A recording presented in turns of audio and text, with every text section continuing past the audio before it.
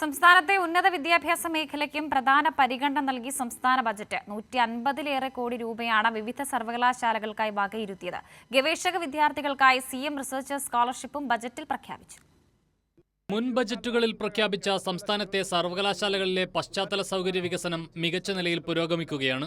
National institution ranking ഫ്രെയിംവർക്കിന്റെ 2024 ranking പ്രകാരം കേരള സർവകലാശാല 21-മതും CUSAT 34-മതും MG സർവകലാശാല 37-മതുമാണ്. ഇതിന് കൂടുതൽ ഊർജ്ജം പകരുന്ന പ്രഖ്യാപനങ്ങളായിരുന്നു ബജറ്റിൽ.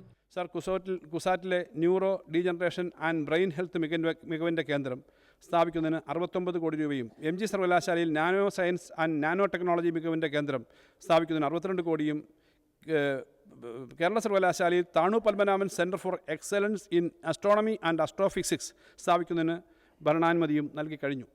ഉന്നത വിദ്യാഭ്യാസ പരിഷ്കരണ കമ്മീഷന്റെ ശുപാർശകളുടെ അടിസ്ഥാനത്തിൽ 7 മികവിന്റെ കേന്ദ്രങ്ങൾ കൂടി സ്ഥാപിക്കാൻ ഭരണാനുമതി നൽകിക്കഴിഞ്ഞതായി ധനമന്ത്രി പ്രഖ്യാപിച്ചു. Centre of excellence for teaching learning and training.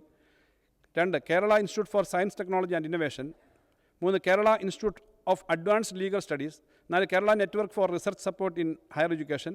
5 centre for indigenous peoples education. 6 Kerala institute for gender equality. 7 Kerala language network.